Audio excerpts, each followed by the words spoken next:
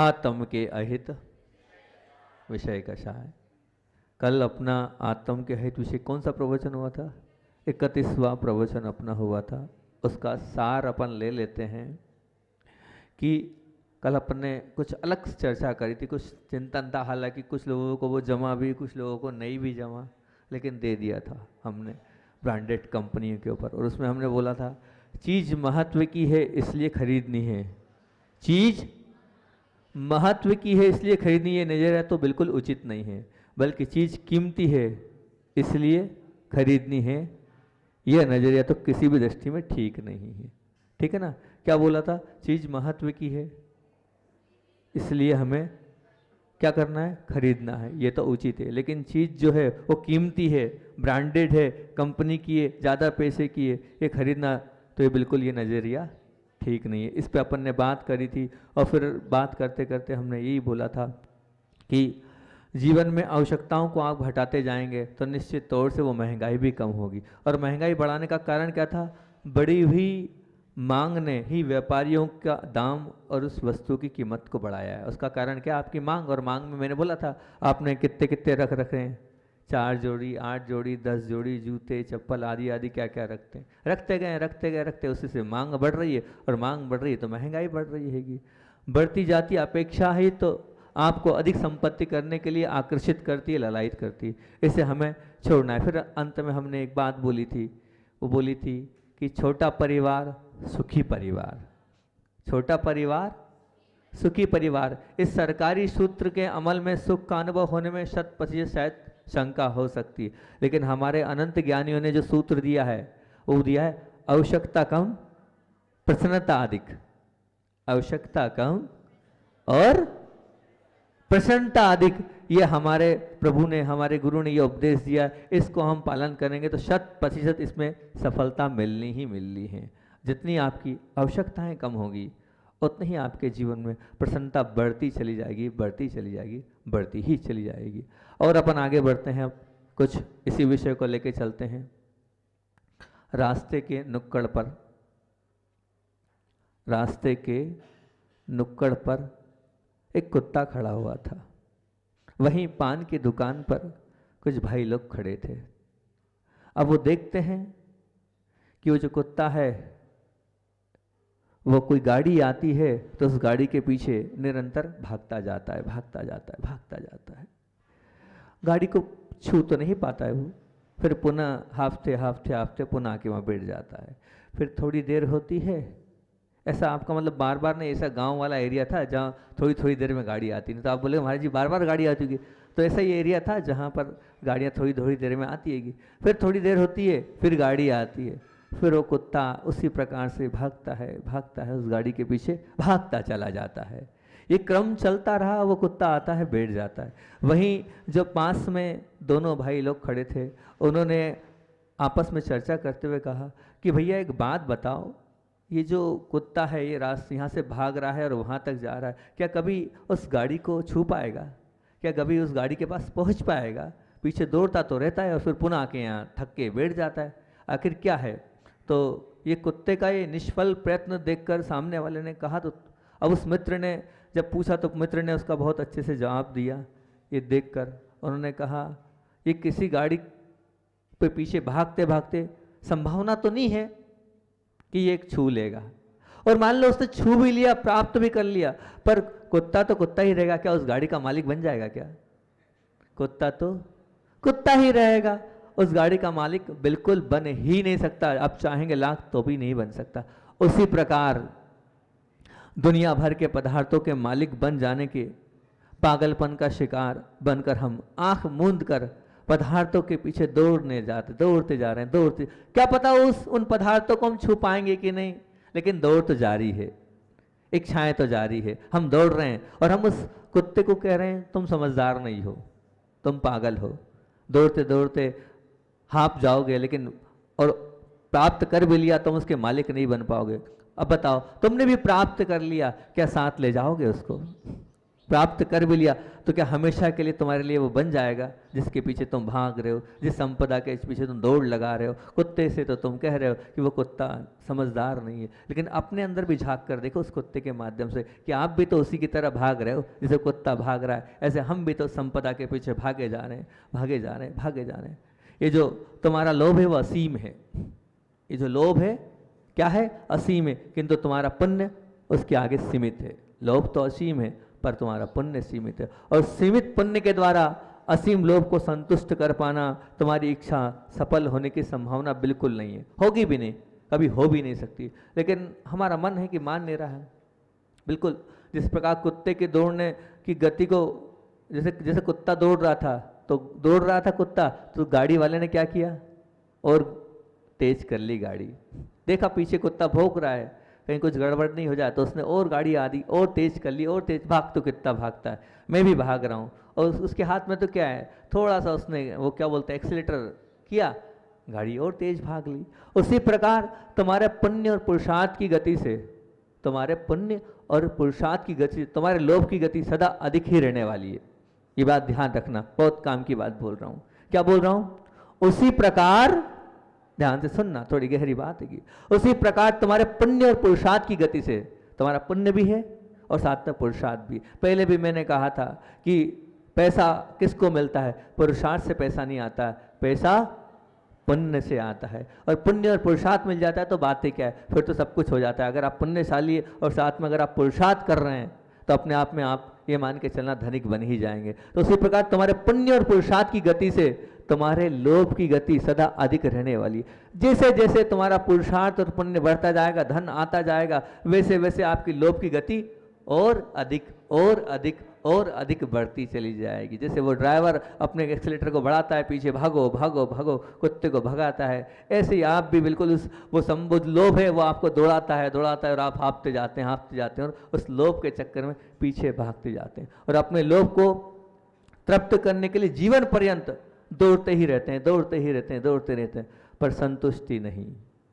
बताओ, संतुष्टि है? कभी संतुष्टि नहीं। हाँ, यदि कोई चमत्कार हो भी जाए और आपके लोभ को आप संतुष्ट कर भी लो और सफलता आपको मिल भी जाए, वो फिर भी हम आपसे ये पूछना चाहते हैं, सफलता मिलने के पश्चात आप रहोगे तो क्या? वो लोभी के लोभी ही रहोगे तो क्या? वो सामान्य व्यक्तित्व ही। परंतु क्या सज्जन, संत या परमात्मा बन सकते हो? नहीं। सज्जन बनने के लिए, संत बनने के लिए या परमात्मा बनने के लिए तो आपको क्या करना पड़ेगा? उसके लिए तो आपको लोभ को छोड़ना पड़ेगा। लोभ जब तक नहीं छोड़ोगे तब तक आप आगे बढ़ ही नहीं सकते हो, आगे आ ही नहीं सकते। लोभ छोड़ना बहुत जरूरी है। लेकिन नहीं, हमें संतुष्टि नहीं है, जितना है उतना कम, जितना है उतना कम, वो भी हमें बहुत कम लगता है, और थोड़ा कम हो जाए तो और कम लगता है। एक बहुत अच्छी चीज याद आ गई।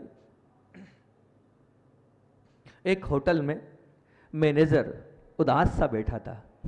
एक होटल में मैनेजर उदास सा बैठा था। उसके उस उदासीपूर्ण चेहरे को देखकर, उनने किसी जो पास में बहुत देर से बैठा हुआ व्यक्ति था, उसने पूछा, आपको कोई चिंतित है? आप कुछ विकल्प है? आपको कुछ टेंशन है? आपको अच्छा सा नहीं दिख रहा आपका चेहरा, आपके चेहरे पे तो प्रसन्नता ना होनी चाहिए। रोज जो प्रसन्नता थी, आज जो प्रसन्नता नहीं दिख रही है। तो उसने कहा, जी हाँ, तो क्या चिंता है, क्या कारण है, आप बताएंगे? क्या मैं आपकी कुछ मदद कर सकता हूँ? संभव हो मैं आपकी इस चिंता को कम करने का प्रयास करूँ। अब आप क्या मेरी चिंता को दूर करोगे? फिर भी आपकी इच्छा है तो मैं अपनी चिंता बता देता हूँ। अभी मैं मंदी के दौर से गुजर रहा हूँ। क्या बोला उस होटल के मालिक कह लो, मैनेजर कह लो, उसने कहा, अभी मैं मंदी के जोर से गुजर, परिस्थिति यदि ऐसी रही तो आने वाले दिनों में मेरा क्या होगा, ये सोच सोच कर मैं बहुत विकल्प कर रहा हूँ। ऐसी दशा मेरी हो गई है, उस चिंता में लगा हुआ हूँ, कारण इसी कारण मैं चैन से यहाँ बैठ नहीं पा रहा हूँ। तो क्या आप सचमुच में मंदी के जोर से गुजर रहे हैं? अरे बोल रहा हूँ तो आपको समझ में नहीं आ रही क्या? सचमुच में मंदी के दौर से गुजर रहा हूँ। अच्छा, ये कैसे हो सकता है? पिछले 2 घंटे से यहाँ मैं बैठा हूँ, पिछले 2 घंटे से यहाँ मैं बैठा हूँ और आपकी होटल हाउसफुल है, आपकी होटल हाउसफुल है। एक आदमी के लिए भी आपके यहाँ जगह नहीं है। और अभी कम से कम मेरे देखते देखते 2 घंटे में 50 लोगों से आपने कह दिया, अभी जगह नहीं है, अभी जगह नहीं है, अभी जगह नहीं है, कल देखेंगे, आगे देखेंगे, और किसी होटल में चल जाओ। बोले हाँ वो तो ठीक है, पर आप ये नहीं देख रहे हैं कि कल 100 लोग वापस गए थे, आज 50 ही गए हैं। आज 50 लोग वापस गए, कल कितने गए थे? 100 लोग गए हैं। अब मंदी का दौर तो आ ही गया है, 50 लोग, 100 लोग कम से, आज 100 से 110 होते तो मुझे खुशी होती, पर 100 से आज सिर्फ 50 ही लोग गए हैं। इसलिए मैं बड़ा विकल्प में हूँ, मैं टेंशन में हूँ, इसलिए मैं जो है ये सोच रहा हूँ अब आगे मेरा क्या होगा। बताओ, ये है लोभी का चित्त। लोभी के चित्त की ये बड़ी विडंबना है। उसके पास जो है वो उसे हमेशा कम लगता है, और वो उस कम के कारण वो दुखी होता है। वो जो लोभी है उसकी चित्त की विडंबना है कि उसके पास कम है इसलिए वो दुखी नहीं होता, अपितु क्या उसके पास जितना है वो उसे हमेशा कम लगता है, इसलिए वह दुखी होता है।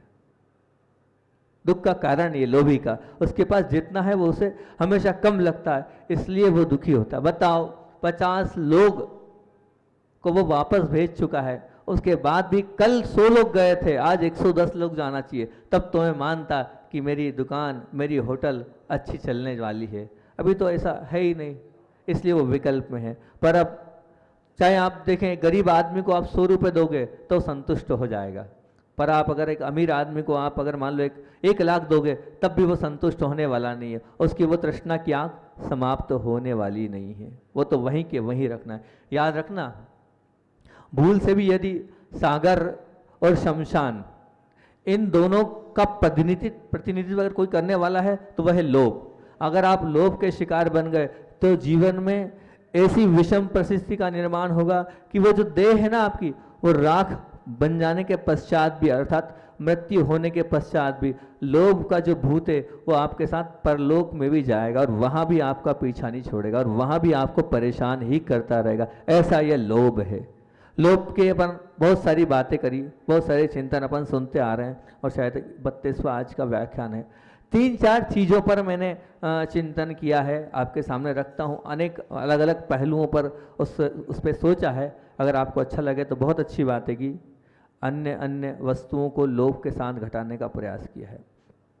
आपने व्हेल मछली को देखा होगा, देखा? व्हेल मछली बहुत बड़ी होती है, बहुत उसकी लंबाई बहुत होती है, यहाँ तक कि 100 फीट तक लंबी होती है। वो जो व्हेल लक्ष्मी होती है वो 100 फीट तक लंबी होती है। आपका वो कौन सा चैनल आता है? डिस्कवरी चैनल है ना। हमने उस वक्त, जब हमारे ज़माने में डिस्कवरी चैनल चलता था, तब हम उसमें देखते थे, तो उसमें देखा था हमने, तब वो याद आ गया हमें। तो वो जो व्हेल लक्ष्मी वो 100 फीट लंबी होती है और लगभग हजारों किलो में उसका वजन होता होगा। मतलब बहुत सारे हाथियों का जितना वजन होगा उतना तो शायद उसका वजन होगा। लेकिन उसकी आंखें बहुत छोटी होती है, शरीर की अपेक्षा से उसकी आंखें छोटी होती है, और कान के जो छिद्र होते हैं वो भी छोटे होते हैं, पर वो बहुत सजग होते हैं, बहुत सजग। वो बिल्कुल जरा से में ताड़ जाती कहाँ क्या है। उसकी खुराक कम नहीं है, ऐसा उस वक्त हमने सुना था। लगभग 2 से 3 टन तक, लगभग 2 से 3 टन तक वो अपना आहार कर लेती है वो, और तभी है कि वो 6-6 महीने तक भूखी भी रह सकती है। 6 माह तक वो ना भी खाए तो भी उसका काम चल सकता है। खुराक के लिए वो हमेशा अपना जो मुंह है वो जबड़ा खोले रखती है। अब वो खोलने के बाद उसमें असंख्य मछली, मेंढक, जलचर जीव चले जाते हैं। अब वो मछली जो है वो आपसे, मतलब किससे? आप लोगों से पूछ रही है। क्या पूछ रही है वो मछली? वो आपसे प्रश्न कर रही है मछली, मेरा शरीर बड़ा है, मेरा शरीर बड़ा है, इसलिए ज़्यादा ये मेरी स्थिति है और मुझे लेना पड़ रहा है, पर लोभ ज़्यादा है इसलिए तृष्णा जालिम है, तुम्हारी ये स्थिति है। मेरी स्थिति तो ये कि मेरे पेट के कारण मेरी खुराक है इसलिए मुझे ग्रहण करना पड़ा है, परंतु लोभ ज़्यादा है आपका, उस लोभ के कारण आपकी जो तृष्णा है वो जालिम होती जा रही है। तुम्हारी स्थिति क्या है बताओ? मेरा वो पेट तो फिर भी संतुष्ट हो जाएगा कुछ खाकर, पर तुम्हारी वो तृष्णा, वो जो लोभ की जो तृष्णा है वो शांत होती है। लाखों मछलियों या मेंढक आदि या जो जलचर प्राणी है उनको मैं खाकर तृप्त हो जाती हूँ, परंतु तुम अपने आप से पूछना, क्या तुम्हारी कभी तृष्णा शांत हुई है? बताओ। इतने बड़े आहार सामग्री अगर मैंने एनालिसिस किया कि सबसे ज़्यादा आहार सामग्री कौन खाता है, मतलब किसका सबसे ज़्यादा बड़ा पेट है, सबसे ज़्यादा कौन, किसको आहार सामग्री लगती है, तो मैंने तो चिंतन में ये पाया कि वो सबसे बड़ी मछली है जिसका सबसे बड़ा शरीर है और सबसे ज़्यादा आहार है।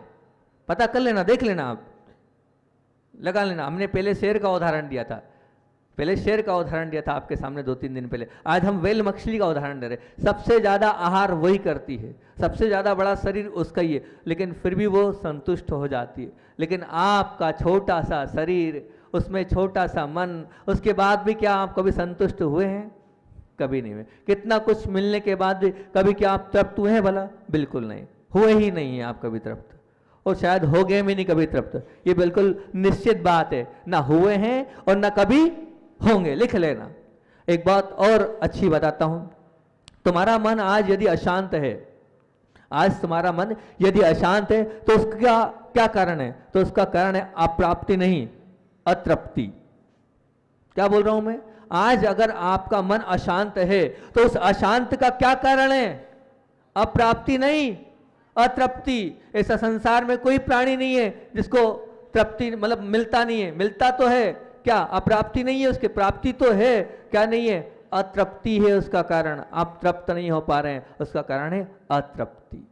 आप तृप्ति के कारण आप परेशान हैं। अप्राप्त को तो प्राप्त करके तृप्ति का अनुभव किया जा सकता है, अप्राप्त को तो प्राप्त करके।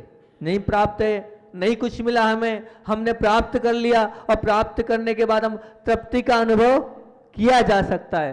परंतु ध्यान रखना, अतृप्ति तो चाहे कितनी हो, प्राप्त हो जाए, वो कभी तृप्ति का अनुभव होने ही नहीं देगी। देख लेना, आप कर लेना प्रयास। आप वो जो अतृप्ति है वो क्या है? चाहे कितना भी प्राप्त हो जाए, चाहे जो मिल जाए, वो कभी तृप्ति का अनुभव होने ही नहीं देगी। बताओ होगा कोई? तो मैं तो यही कहूंगा, मुझसे तो शायद अगर मतलब वो जलचर प्राणी भी डरते हैं। किससे? वो मछली बोल रही है, वो व्हेल मछली बोल रही है। क्या बोल रही है? वो मछली कह रही है, मुझसे तो शायद जलचर प्राणी डरते हैं, परंतु तृष्णा से तो सज्जन भी डरते हैं और संत भी डरते हैं।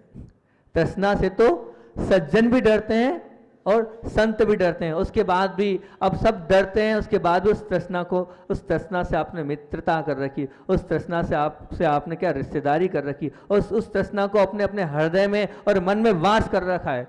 क्यों कर रखा है समझ में नहीं आ रहा है। आप उस तृष्णा को छोड़ना ही नहीं चाहते। इतना ही वो मछली कहती है कि जिस सागर में मैं रहती हूं, और जिस सागर में मैं रहती हूं, उस सागर का तो तल है, उस सागर का कहीं ना कहीं तो उसका एंड होगा। उस सागर का कहीं भले कितना ही गहरा हो वो सागर, सैकड़ों किलोमीटर अंदर तक जा सकते हो उस सागर में, लेकिन कहीं तो उसका तल आएगा, कहीं तो उसका बेस आएगा, कहीं तो आधार आएगा। लेकिन वो जो आपकी तृष्णा है ना, उस तृष्णा का कोई तल नहीं है। वो तो बिन तल की वो तृष्णा है, वो कभी समाप्त होने वाली ही नहीं है। लिख लेना, वो मछली कह रही है कि आपकी जो तृष्णा है वो बिना तल की है। आप जिस पे रह रहे हैं, जिस तृष्णा के आधार पर, वो बिना तल की है। पर जो मैं जिस सागर में रह रही हूं, उसमें कम से कम तल तो है। वो मछली, वो व्हेल मछली आपको अपनी तृष्णा को याद दिला रही है, और आपसे वो तृष्णा का को छोड़ने के लिए आपको उपदेशित कर रही है। आप कितने उससे उपदेशित होते हैं, अब आप समझें। आज हमने दूसरा उदाहरण मछली का दिया, आज तीसरा उदाहरण हम और देते हैं आपको। अलग अलग वस्तुओं पे चिंतन है। अच्छा लगे तो बहुत अच्छी बात, नहीं तो कोई बात नहीं। हम आचार्य जी हमारे कहते हैं अपना काम है बताने का, किसी को अच्छा लगे तो वो रख ले, नहीं हो तो कोई बात नहीं, अपनी चीज हमारी वापस, कोई बात नहीं। अब तीसरी जाल। जाल आपने देखा? जाल किसको कहते हैं? जिसमें पशु पक्षियों को पकड़ा जाता है, उसको कहते हैं जाल। देखा होगा मेरे ख्याल से लगभग। तो जाल देखा ना, अपन उस जाल की चर्चा करते हैं। पहले हम बात करते हैं आपसे दूसरी। खराब रास्ते पर गाड़ी को आप ले जा रहे हैं तो शायद वहाँ दुर्घटना नहीं होगी, वो ड्राइवर सफलता से अपने गंतव्य स्थान पे पहुंच जाएगा। ऐसा क्यों? खराब रास्ता है, गड्ढे वाला रास्ता है, उसमें दुर्घटना होनी चाहिए नहीं। देख लेना आप, इतने सारे एक्सीडेंट हुए हैं, उन एक्सीडेंटों पे आप देखेंगे तो जहाँ की रोड खराब होती है, जहाँ गड्ढेदार रोड होती है, वहाँ एक्सीडेंट। अब गाड़ी वाले बैठे, प्रशांत जी गाड़ी वाले बैठे, ऐसे ही है ना। जहाँ की रोड खराब होगी, जहाँ गड्ढेदार गाँव वाली रोड होगी, वहाँ पर विदिशा वाले बैठे हैं, है ना, वहाँ पर होगी क्या?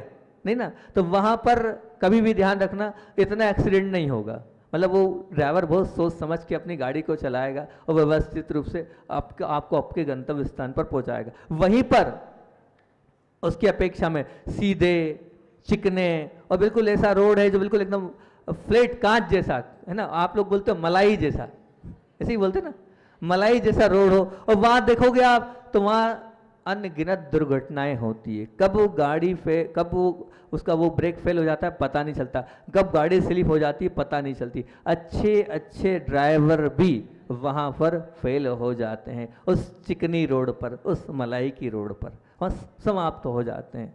वो कुछ और इसके आगे कहना चाहूँगा। उसी प्रकार वो जो जाल है, वो जाल बिछा हुआ है, तो वो जो पक्षी है, वो समझदार पक्षी भी उस जाल के चक्कर में नहीं आता है। वो समझता है कि मैं जाल के चक्कर में आ गया, वो देख लेता है ये जाल है, ये जाल बिछा हुआ है और यहाँ पर मुझे नहीं जाना है। वहीं वो जाल की अपेक्षा वहाँ पर क्या रहेगा, वहाँ पर अगर दाने बिखरे हुए हों अन्न के, और वो दाने के ऊपर वो पक्षी जाकर उस प्रलोभन में आ जाता है। उस प्रलोभन में आने के बाद अच्छी चीज़ों को देखकर, अच्छी वस्तुओं को देखकर, खाने पीने की वस्तुओं को देखकर प्रलोभन में आ जाता है, और प्रलोभन आते ही वो पक्षी जो है वो वहाँ पर उलझ जाता है, खा लेने में, उस चक्कर में, उस जाल के चक्कर में पड़ जाता है। मतलब क्या हुआ, अच्छा था वहाँ अच्छे के चक्कर में वो उलझ गया। अच्छी न लगने वाला, क्या अच्छा ना लगने वाली पीड़ा को हम क्या कहते थे, जो पीड़ा हमें अच्छी नहीं लगती, हम उसे कुशलता से कह देते हैं नहीं ये हमारे लिए ठीक नहीं है। पर जो अत्यंत अच्छे लगने वाले प्रलोभन हैं, उन प्रलोभन को क्या करते हैं हम, बड़ी मुश्किल से हम ना कर पाते हैं। अच्छे हैं ना, लेकिन क्या है वो प्रलोभन है। अब उन प्रलोभन को ना करने के लिए बहुत हिम्मत चाहिए, तब जाकर हम ना कहेंगे। वो जो अच्छे नहीं लगते, कष्ट वाले, पीड़ा वाले, उनको तो हम कह देंगे हाँ भैया ये ठीक नहीं है। लेकिन जो अच्छे प्रलोभन है उनको ना करने के लिए बहुत बड़ी कीमत चाहिए, बहुत अंदर से हिम्मत चाहिए। याद रखना, वो जो आकाश में उड़ने वाला जो पक्षी था, वो जो पक्षी था देखकर जमीन पर आ गया और उसमें फंस गया। और इसी प्रकार आपके पास भी, जैसे वो गाड़ी के लिए एक अच्छी रोड मिली थी, उस प्रलोभन में उसने खूब तेज गाड़ी चलाई, वो प्रलोभन था उसका, और चिकनी रोड थी उसकी, सब अच्छा था, और उस अच्छेपन में वो क्या हो गया, एक्सीडेंट हो गया और चला गया, समाप्त हो गया। उसी प्रकार वो पक्षी को प्रलोभ मिला, वो लोभ के चक्कर में आया, और लोभ के चक्कर में आया तो वो वहां पर जाके उलझ गया और वहां पर जाके वो समाप्त हो गया। उसी प्रकार अब आपको भी प्रलोभन मिलेंगे। प्रलोभन क्या मिल रहे हैं, गुणवत्ता के। कल मैंने आपसे कहा था ब्रांडेड कंपनी, बहुत अच्छे अच्छे स्टैंडर्ड्स के, वो तो आप उसके चक्कर में उलझ जाते हैं और उसके चक्कर में गलत समझौता करते हैं, और गलत समझौता करने के बाद आप कर्म सत्ता के चुंगल में फंसते चले जाते हैं। बस असल में आपको जरूरी नहीं है कि हम वो जो ब्रांडेड कंपनी का कपड़ा है 2000 की ही शर्ट पहने, 200 की शर्ट से भी काम चल सकता है। पर वो हम अच्छे के चक्कर में जाते हैं, बढ़िया के चक्कर में जाते हैं, और वो इच्छाएं हमारी बढ़ती है, और उन इच्छाओं के चक्कर में फिर हम प्रलोभन में पड़ जाते हैं। फिर हमारी जो है वो कमाई तो हमें बढ़ानी पड़ेगी, फिर हमें अपने जीवन में लोभ को लाना पड़ेगा, जब जाके कहीं फिर हम अपनी उन इच्छाओं को पूरा कर पाएंगे जो हमारी है। और फिर कल मैंने आपसे मैचिंग की भी बात करी थी कि फिर एक जोड़ी से काम नहीं चलता हैगा, फिर तो हमें क्या अलग अलग कलर की साड़ी, तो अलग अलग कलर की लिपस्टिक भी चाहिए। कल हम वो बोलना भूल गए थे, बाद में याद आया कि लिपस्टिक तो बताई नहीं थी कल हमने। हमारे जिस कलर की साड़ी, उस कलर की लिपस्टिक, उस कलर का रुमाल, उस कलर के जूते, उस कलर की घड़ी की पट्टा, सब उस कलर का चाहिए। अब वो इच्छाएं बढ़ेगी तो फिर लोभ बढ़ाना ही पड़ेगा, तब तो हम उन इच्छाओं को पूरा कर पाएंगे। ये इच्छाएं तो हमें फंसा रही है अच्छा करने के लिए। तो ये दूसरा, एक तीसरा उदाहरण, समय तो है अपने पास, तीसरा उदाहरण और देता हूँ मैं। आज पहला दिया आपको वेल मछली का, दूसरा दिया जाल का, अब तीसरा दे रहा हूँ झूले का। काय का दे रहा हूँ? झूला। झूले को देखा आपने? झूला देखा होगा आपने, जो घूमता है झूला, है ना, वही जो घूमता है उसको झूला कहते हैं। आप शायद बैठे भी होंगे कभी मेले ठेले में, है ना। वो झूले की बात करता हूँ, वो झूला कैसा है उसकी बात करता हूँ। वो क्या आपको संदेश दे रहा है, बहुत अच्छा संदेश दे रहा है वो झूला, ध्यान से सुनना, अच्छी बात है। साइकिल के स्टैंड पर खड़ी आपने वो जो गाड़ी है वो देखी होगी, साइकिल स्टैंड पर खड़ी है, वो गाड़ी खड़ी है, वो स्टैंड पर खड़ी है। अब उस पर वो पेडल से आप घुमाते जाओ घुमाते जाओ घुमाते जाओ घुमाते जाओ, वहीं के वहीं खड़ी है, तो वो आगे वाला पहिया तो नहीं घूमेगा, पर पीछे वाला पहिया घूमता चला जाएगा। सैकड़ों किलोमीटर घुमा लो, घंटों घुमा लो, वो घूमता चला जाएगा, घूमता चला जाएगा, घूमता चला जाएगा। पर वो जो साइकिल है ना, वो 1 इंच भी आगे नहीं बढ़ेगी। पीछे वाला पहिया तो घूम रहा है, पर वो गाड़ी वहीं की वहीं खड़ी है, वो घूम नहीं रही है, वहीं स्थायी है। पहला उदाहरण। दूसरा, वो कोल्हू के बेल देखे आपने, कभी सुना है उदाहरण? कोल्हू के बेल ऐसे होते हैं, वो वहीं बंधे रहते हैं और पानी निकालते रहते हैं और घूमते रहते हैं, घूमते रहते हैं, घूमते रहते हैं। घूमते रहते हैं। ऐसे वो कोल्हू के बैल कहलाते हैं। उससे क्या होता है, पुराने जमाने में जब लाइट नहीं होती थी तो वो एक हंडा अंदर जाता है, पानी निकालता है और दूसरा बाहर आता है, फिर वो बैल घूमते रहते हैं। इस प्रकार उनको कहते हैं कोल्हू के बैल। क्या बोलते हैं ना, कोल्हू के बैल। तो वो जो कोल्हू के बैल है, इतना घूमने के बाद भी, सैकड़ों किलोमीटर घूमे, उसके बाद भी कहाँ रहेंगे, वहीं के वहीं रहेंगे ना। कहीं ऐसा तो नहीं है कि और स्थान बदल जाए, इस कुएं से उस कुएं पे पहुंच जाए, नहीं, वो उसी स्थान पर रहेंगे, वहीं के वहीं रहेंगे, इधर उधर नहीं होंगे। इसी प्रकार वो झूला है, उस झूले में आप घूमते जाओ घूमते जाओ घूमते जाओ, पर वो क्या झूला, क्या वो झूला वहीं के वहीं रहेगा। कहाँ रहेगा, वहीं रहना है उस झूले को, कहीं भी नहीं जाना, कहीं जाएगा भी नहीं। आपके साथ 4 प्रकार की संज्ञाएं हैं। 4 प्रकार की कौन सी संज्ञाएं, वो लगी हुई है, आहार, भय, मैथुन और परिग्रह, ये 4 संज्ञाएं हैं। तुम भोजन, मतलब आहार से मतलब तुम भोजन कितना भी कर लो, कितना ही खा लो, लेकिन तुम खाने के बाद भी वहीं के वहीं रहोगे, आगे नहीं बढ़ पाओगे। वो भय क्या मतलब, निर्भयता की अनुभूति के लिए तुम कितनी भी शक्ति, कितना भी सामर्थ्य सब इकट्ठा कर लो, उसके बावजूद भी तुम्हारा भय शायद समाप्त नहीं होगा। फिर उसके बाद इंद्रियों को शांत करने के लिए आप कितनी भी वासना से ग्रसित हो जाओ, लेकिन उसके बाद ये वासना आपकी शांत नहीं होगी। और परिग्रह के लिए आप अहंकार को पुष्ट करने के लिए चाहे हीरो की खदान पे भी बैठ जाओगे आप, तब भी वो शायद आपका परिग्रह शांत नहीं होगा। तो संक्षेप में मैं यहाँ ये कहना चाहता हूँ, वो झूला हमसे क्या कह रहा है, वो झूला हमसे क्या कह रहा है, वो झूला कह रहा है आहार, भय, मैथुन, ये 4 प्रकार की संज्ञा हैं, वो मेरी जैसी है। ये 4 संज्ञाएं मेरी जैसी, झूला कह रहा है आहार, भय, मैथुन और परिग्रह की ये 4 संज्ञाएं, झूला कह रहा है वो मेरी जैसी है। इसमें जो भी बैठा है, जो भी बैठा है, वह वर्षों के बाद भी, और कहो जन्मों के बाद भी, और अनेक जन्मों के बाद भी वहीं का वहीं रहा है। तुम्हें मेरी एक ही सलाह है, वो झूला सलाह दे रहा है आपको, तुम्हें मेरी एक ही सलाह है, तुम शीघ्र अतिशीघ्र उतर जाओ इन आहार, भय, मैथुन और परिग्रह के संग, तब कहीं आगे बढ़ पाओगे। तुम वहीं के वहीं रह जाओगे। तुम्हें अगर आगे बढ़ना है, तुम्हें ऊंचा उठना है और तुम्हें मोक्ष मार्ग पे बढ़ना है, तो इन 4 संज्ञाओं से मुक्त हो जाओ, आहार, भय, मैथुन और परिग्रह। नहीं तो तुम वहीं, मैं जैसे झूला वहीं के वहीं जाता और रहना वहीं है, वैसे तुम वहीं संसार में पड़े रहोगे। संसार से ऊपर उठना है, आगे बढ़ना है, तो तुम्हें इन 4 संज्ञाओं से आपको निर्विकल्प बनना पड़ेगा, तब कहीं आप उन संज्ञाओं से दूर हो पाओगे। तीसरा उदाहरण हमने आपको आज झूले का दिया है। पहले व्हेल मछली का दिया, फिर जाल का दिया, और तीसरा, अब आपको अच्छा लगे तो ठीक है, अच्छा नहीं तो कोई बात नहीं, हमारा उदाहरण हमको वापस समय हो रहा है और आचार्य भगवान को भी सुनना है, ठीक है। आचार्य भगवान की बात प्रारंभ करते हैं। कल हमने इस विषय को वैसे एंड कर रहे थे, पर आज सुबह सुबह हमारी एक और इच्छा हो गई, इसलिए कलम और चल गई। कल हम इच्छा के ऊपर आपसे बात करेंगे, क्योंकि हमें ऐसा लगा लोभ और इच्छा एक ही बात है, लोभ और इच्छा कोई अलग अलग है नहीं। तो वैसे आज बंद करने का मन हो रहा था, पर अब आज सुबह सुबह से कलम चल गई, बैठे बैठे क्लास थी नहीं, तो इच्छा के ऊपर कुछ लिख लिया हैगा। तो इच्छा के ऊपर क्या वो कल अपन चर्चा करेंगे, पर हाँ समय हो रहा है, आचार्य भगवान की बात आपको सुनना है, पहले वो सुना देता हूँ मैं।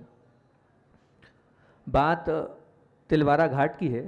तिलवारा घाट में हम लोग ब्रह्मचारी थे सन 2004, वहीं की बात है, वहाँ की बात आपको सुनाता हूँ। एक सरदार जी थे,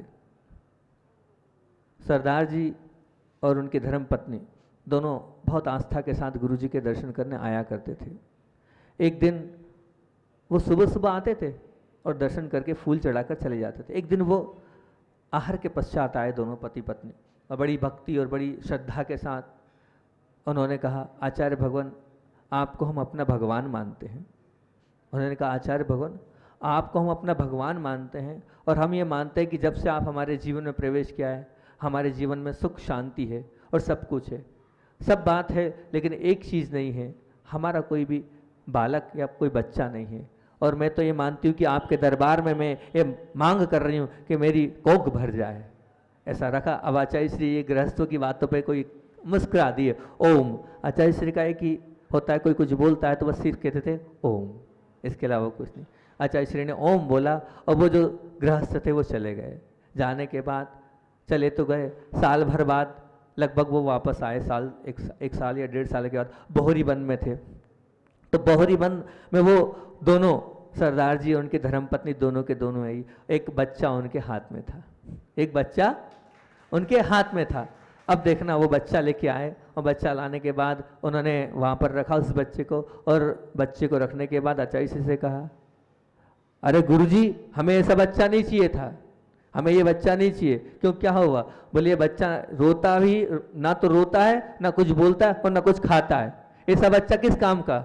हमें ऐसा बच्चे की थोड़ी आपसे आशीर्वाद मांगे थे, या तो ये अच्छा हो जाए नहीं तो उसको आप ही रखो, हम नहीं जानते।